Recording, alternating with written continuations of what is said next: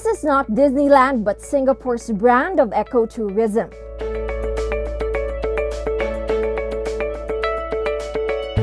Gardens by the Bay are the latest attraction in the city in a garden that is Singapore. A global model in urban planning and design, the Lion City celebrates its 50th anniversary, including its makeover from being a swampland to Asia's most livable city.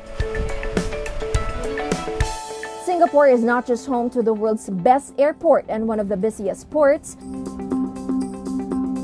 but also to 300 parks and 4 nature reserves.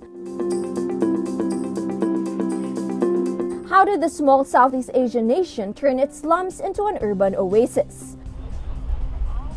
Filipino urban designer Paulo Alcazaran says the metropolis built on its master plan and constantly reviews it. The landscape architect helped improve on the design of tourist and heritage sites like Orchard Road, Chinatown, and Little India in the 1980s and 1990s. The original master plan from the 60s is reviewed every 5 years, and there's a major relook every 10 years.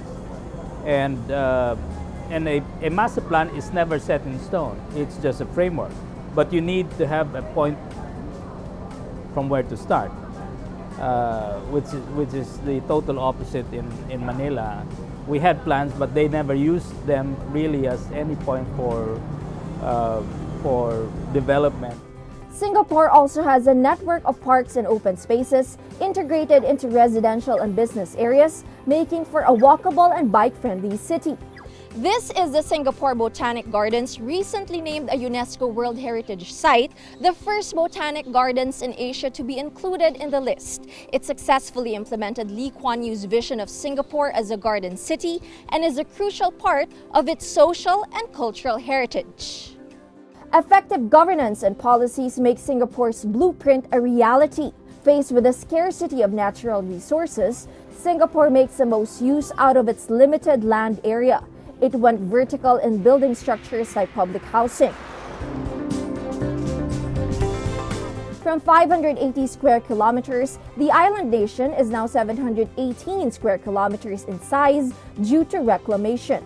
It conserves heritage by turning colonial buildings into hotels and galleries. While it lacked water just decades back, Singapore now has 17 reservoirs and an outstanding system of water collection, treatment, and recycling. So the point is, although we didn't invent reverse osmosis, but because we have an existential need and we have a single-minded, coordinated focus on it, we can take an idea, prototype it, make it work, upscale it into a national solution, and today we have a water industry, we have water companies, which can now access global opportunities elsewhere. Alcazaran says while the Philippines is incomparable to Singapore, leaders of urban centers like Metro Manila, Cebu, and Davao must take the cue from the city-state. Our national building code and our local ordinances only look at very localized situations that does not set any connections to the larger context. You have the DPW, and then it's a problem of jurisdiction of infrastructure responsibilities. You have the local governments because of the decentralization law. The architect suggests creating metropolitan units to centralize governance instead of having 17 town and city mayors in Manila making different plans. On Singapore's 50th birthday, it takes pride in its glittering skyscrapers and world-renowned parks.